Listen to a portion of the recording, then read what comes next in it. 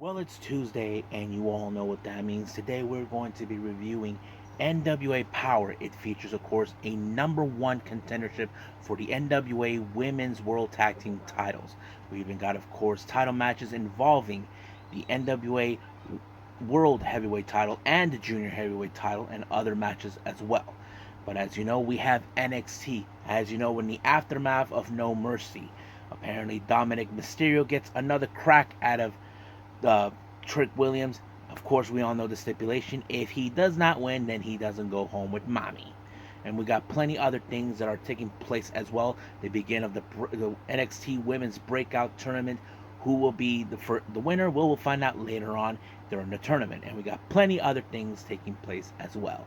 Of course, we have some news updates to tell what's been going on in the world of pro wrestling, such as what events the promotions are throwing out, who's booked, what matches are set, any injured wrestlers, any wrestlers that have been signed or departing from whatever promotion, the whole enchilada.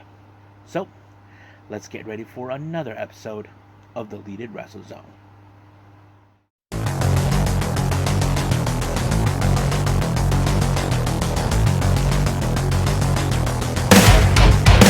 Are you ready? Get up, get up! Get up, get up! Get up, get up! Get up, get up! Get up, get up! Get up, get up!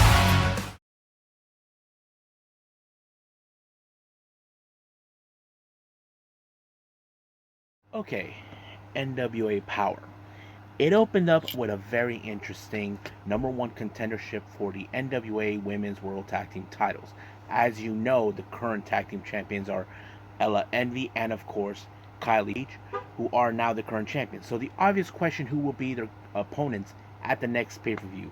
Will it be the previous champions, M95, Misa Kate, or Misa Kate and Maddie, or the new formerly tag team Taylor Rising and Natalia Markova? Now I have to say, as we've seen Misa Kate and Maddie coexisted very well, the obvious question does tell: can Taylor Rising and, of course, Natalia Markova coexist? I have to say they did a pretty good job together as a tag team for the first time. So they were able to pick up the win when, of course, Natalia applied the crush clutch onto Maddie, and it was over right from there. But of course, the obvious question now tells: will they be able to pull off until the next pay per view? We will just wait and see what happens until then. Now, a lot of tension has been rising between both the attorney Chris Silvio and Jack Stain. Now, Silvio, who was not happy with the results of what happened when Jack Stain was facing Tim Storm. Tim Storm, as you know, collapsed and the match was called. But Chris Silvio thinks that he was an arrogant fool, not finishing off Tim Storm right when he had the chance. But for some odd reason, Jack Stain refused to do it. So he thinks that, all this and that. So we'll see. That's a little match a little later. But, however, let's get to that match because, of course, that match ended with Jack Stain when he applied the Trap City on him, and it was over from there. But, of course, one way or the other, Blake Troop will get retribution for what Jack Stain did to Silvio. Now, some recent interviews came around. As you know, the next one is Aaron Stevens. Of course, Aaron Stevens goes all high and mighty because he believes that he did exactly what he was going to do. He thinks that he did nothing wrong with the tag team title match. But however, Murdoch and, of course, Knox are not going to let this one go, no matter what Steven tries to do. Even though he can say that it's over, but it's not. Now, a very interesting interview comes in. Tom Latimer along with his wife Camille. Now we know where Tom Latimer is going. Apparently he is determined to become the NWA World Heavyweight Champion. But what was the purpose of Camille there? Well, Camille said that she is not there as a wrestler.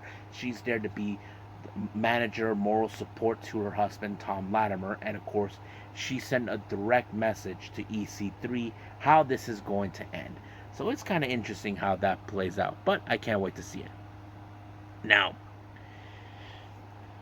as you know, recently in our next interviews, we have AJ Kazana along with his dad Joe. As you know, with the aftermath of losing the United States Tag Team titles, it appears that AJ Kazana's cousin, Anthony Andrews, left them high and dry. So they're now he's determined to move forward, but with the full support of his dad. Now, our next interview, we have two finalists involved for the NWA World Television title, and that is Mims and the man who has held that title before. We're talking, of course, about Zicky Dice.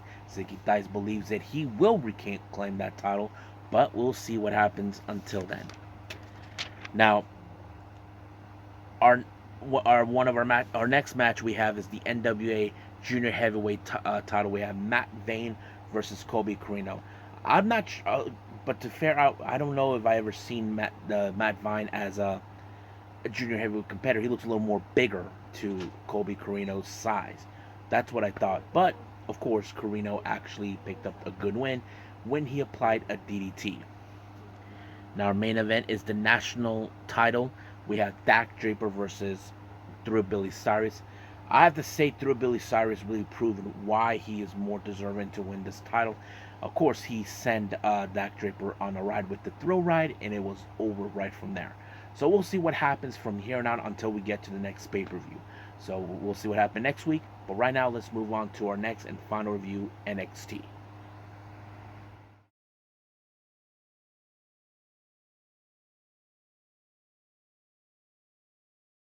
Okay, NXT.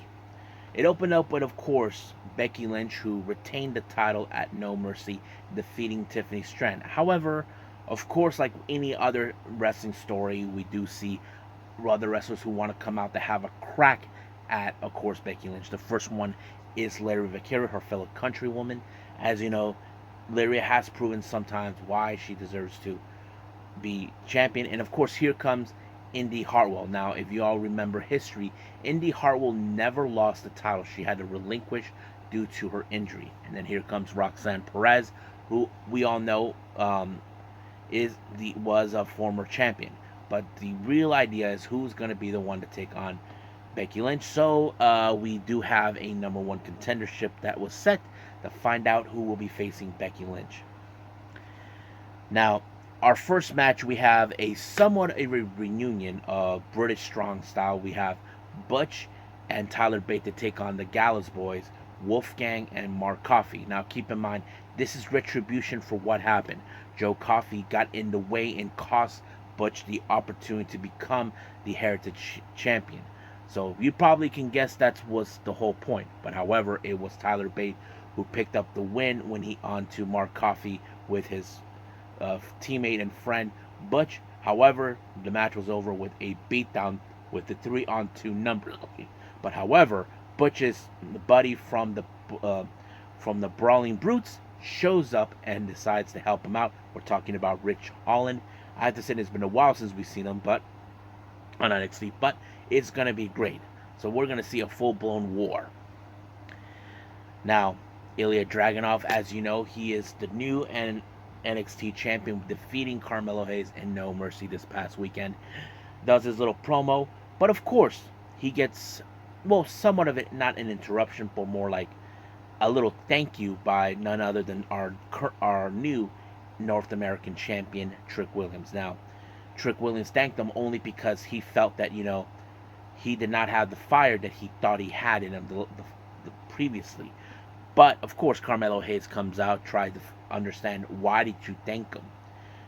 So it wasn't like, that he's trying to turn his back on him. It was more like he showed me a big fire that I never saw before. And he's not blaming Carmelo Hayes, but of course, here comes Dirty Dom out of the blue, who we know will be getting his rematch against Carmelo. But however, against Trick Williams. But however, Carmelo was determined to be by his side. But Trick wants to prove that he can still stand on his own 2 feet on his own without any help.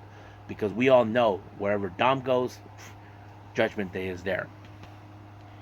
Now, for our match that we expected, of course, is the number one contendership for the NXT Women's Championship. We have Indy Hartwell, Roxanne Perez, and Lyra Valkyria. However, you probably could ask who you think would have been more deserving. Now, things seemed like it was going well until out of the blue, here comes Kiana James, who attacked Roxanne Perez, but later, of course, she got super kicked by Becky Lynch. But it was Lyra Valkyria who, in fact, decided to deal with Kiana James just like that, and she becomes, of course, the new number one contender. However, there's still some unfinished business that Becky Lynch forget. Originally on Raw, she was supposed to face against Tegan Knox, but that match never happened. So most likely we will see a triple threat between all three ladies, between Becky Lynch, Lyra Valkyria, and Tegan Knox. Now, it appears that once again their old feud has reunited. We're talking about Carmelo Hayes and Braun Breaker, all this and that. But yeah, so we'll see where that goes. So I'm sure we're going to see that too. Now, Dragunov, as you know, as the new champion, he gets his new plates inserted into the title. He bumps into Baron Corbin once again, who's saying that he is sick and tired of the NXT wrestlers who don't deserve to be there because they complain and all that. But you know how that is. But Dragunov, he's not going to be intimidated by him. But we'll see what happens between them. Our next match we do have is the Blair Davenport versus Gigi Dolan. Now this feud goes on for a while. Now you probably would have assumed that Blair Davenport has shown what she can do, but however, she almost could have gotten away with it for a chair that she brought into the ring, but the referee stopped her. But Gigi Dolan took advantage until rolling up Davenport, but Gigi picked up a huge win. Of course, Davenport was not happy with the result. I mean, she got distracted with the referee. That's what caused it. So don't blame it on the ref. Now, Mackenzie decided to get some answers towards Kiana James, asking her why did she get herself involved in this match. Well, I'm sure that she had enough of Roxanne Perez and all this, but apparently she set up a match next week where, of course, Roxanne has to face the Empress of Tomorrow, Asuka. This is going to be huge. I mean, it's been a long time since we've seen Asuka in NXT, and I'm sure many NXT fans are going to be so happy about that. Now, apparently something happened on social media. As you know, Hell has been becoming a makeover, but apparently it appears that Electra Lopez decided to criticize her and all this other stuff. So basically, there was a match between Hell and JC Jane just to happen between Electra Lopez and Lola Vice. However, it appears that Duke Hudson had a better idea, so he decided to try to make peace with Hell and let Andre Chase have her own space. So basically, still be part of the university, but do her own thing. So that's something we will see. But I'm not sure if Andre Chase was okay with the idea. Now, we saw a very interesting development later. We saw, of course, Carmelo Hayes, in the other hand, got on the phone with someone, and that person is John Cena. Apparently, he gave him some words of advice, which a word of advice that he wasn't willing to talk about, but he was willing to hear.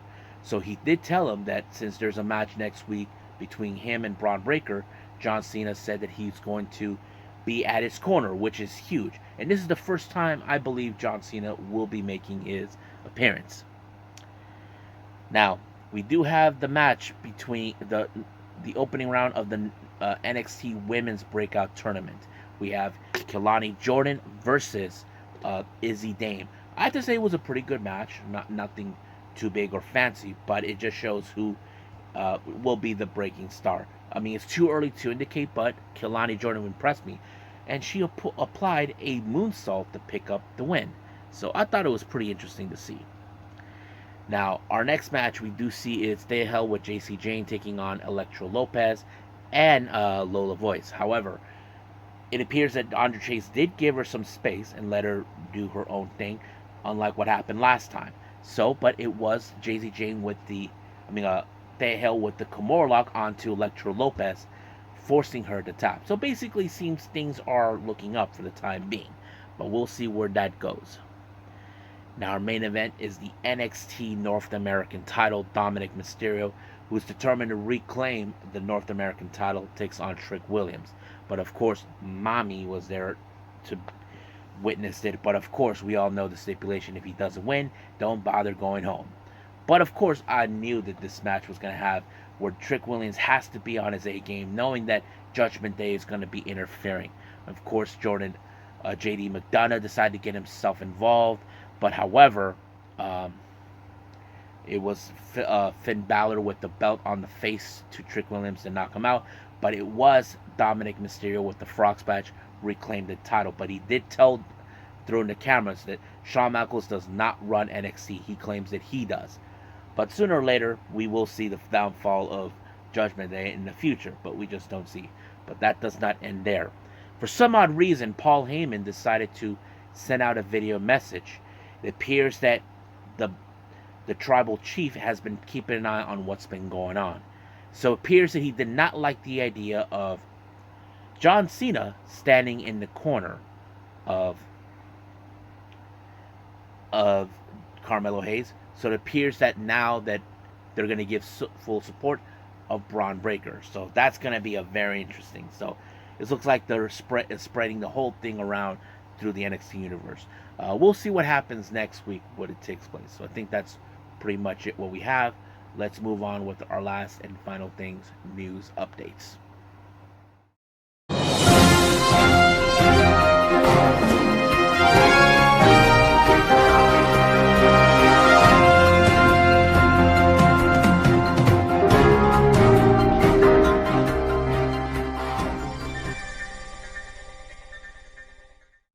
Okay, so welcome to our news updates. So this is what we have for everybody so far. Lio Rush has been announced that he will be absent for a time being due to some illness. So he'll be absent in certain events during New Japan Pro Wrestling. So hopefully he gets a speedy recovery before we get to the October 9th show, I believe. Now, as you all know recently, there has been several injuries that took place during the 5-star Grand Prix. First, it was Utami Ashita, then Starlight Kid, and then, of course, Natsupoi. But, however, Starlight Kid proposes something, and this is what she said. She proposes that they reform the 5-star Grand Prix on every wrestler on the tournament without injury. I have to say it's a good idea. I mean, we don't know the extent of how they get themselves injured. I mean, I viewed this tournament that was lesser wrestlers than the previous, but I have to say it's a pretty good idea. How do you think they should reform the 5-star Grand Prix tournament for next year? Someone commented saying that why not build 4 blocks with 7 wrestlers each? I mean, 1 person for each will have a bye or something like that. I mean, that is a possible way, but I think that's one option I can think it will be useful. But we'll see what happens until then. Now, as you know, Kenoh always has an opinion when it comes to pro wrestling, especially when his opponents. As you may or may not know, he was the only person that defeated Jake Lee in the N1 victory, and Jake Lee is determined to rectify that loss by putting his GHC Heavyweight Championship on the line. However, Kenoh, being Kenoh that he is, said that he believes Jake Lee is a spy for All Japan Pro Wrestling. If you guys remember, Jake Lee, previous employer was All Japan. Kenoh has this opinion where he doesn't like outsiders stepping into Noah unless if you're fully committed. However, he did say that if he does beat Kenoh for the title, he's willing to banish him from Noah. However, he did say that he's willing to look the other way unless he becomes a full-time member of the roster. So I have to say that's the kind of opinions Kenoh does. We'll see what happens when that match takes place. Now, Spark Joshi Puroresu of America has announced for the Rising Heat East show on the 14th of October, we have Maika Ozaki taking on Amber Nova. Now, another match has been announced for Kitsune Women's Wrestling for the Gong event on the 22nd of October. Willow Nightingale teams up with none other than the submission sniper Konami, and they take on Mercedes Martinez and Janai Kai. I have to say, I would love to see Konami and Janai Kai duke it out on the singles competition next time. Now, you may have remembered this one. As you know, Prestige Wrestling and Tokyo Pro Wrestling are now in a working relationship. They announced for the upcoming event, Combat Princess USA, that will take place in LA on the 14th. They announced that Mizuki will also be participating in that show. So we're looking forward to that. Now, any Xia Brookside fans out there on this channel, if you guys are big fans of her, she had put out on her social media for her upcoming shows that she'll be in any of the places. Well, here's what I'm gonna do. If you guys are from the region she's in, then you guys would know. So on the 7th of October, she'll be in Ohio for the Absolute Intense Wrestling Show, AIW. On the 11th and 14th, she'll be on the Spark shows in the LA show and the Orlando show. She will be in Texas on the 21st of October for the Hurricane Pro. The 27th in Chicago for Freelance Wrestling, and then finally the LA show for PCW Ultra. So those are those are from the places where she be. So if you guys are from those regions, then now you know.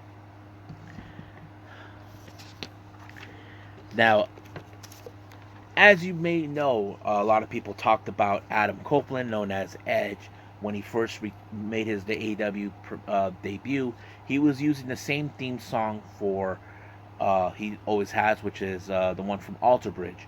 However, he did say that the opening part that says "You Think You Know Me" was sampled. So it turns out that Beth, his wife, lent her voice for that particular intro. So that is officially on the AEW entrance theme. So that opening scene, opening part of that entrance is the voice of his wife Beth.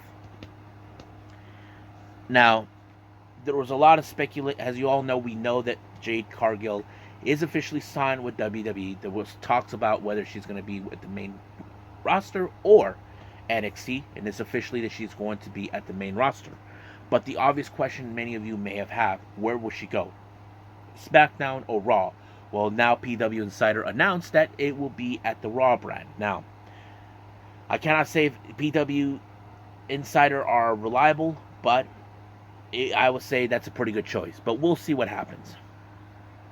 Now, Fightful Select reports a very interesting report about Mustafa Ali. Apparently, as you know, some of the higher ups from WWE were not happy with the idea of letting go of Mustafa Ali. Well, some of you may not like it.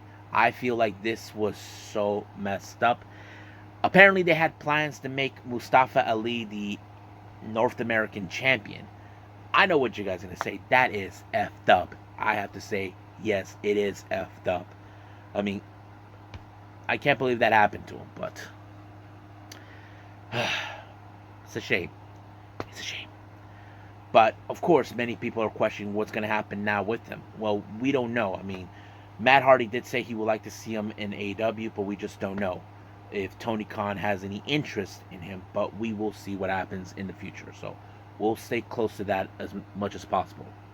Now, finally, for our last updates, GCW. For the Fight Club on the night 2 of in Atlantic City on the 8th of October, it was announced that Masashi Takeda will be in action to take on the Southern Psycho Mance Warner. And then finally, as you know, GCW will be in Tokyo for a 2-day show. They announced for the 10th of October, To Live and Die in Tokyo. Rina Yamashita will put the Ultraviolet Championship on the line against Takayuki Ueki. So basically, I don't think she's ever defended the Ultraviolet title in Japan before, but I think this could be the first time. Hopefully, I'm wrong, but if you guys know anything about that, please let me know. So I think that's pretty much it what we have. So let's just call it a day. All right. So I hope everybody enjoys this episode. Coming up, I'm only going to be doing one review. This one is only, of course, since it's going to be Wednesday, we are going to do AEW Dynamite. So I'm looking forward in the aftermath, of course, of what happened after Wrestle Dream. That is something I know many of us are expecting to see Edge, or should I say Adam Copeland, make his AEW Dynamite debut. I'm sure a lot of things is going to happen after Wrestle Dream. So we'll just got to wait and see. But for now, I will see you guys in the next DWZ time. Same DWZ channel. I must bid all of you adieu. So, goodbye. And have a nice day. Bang.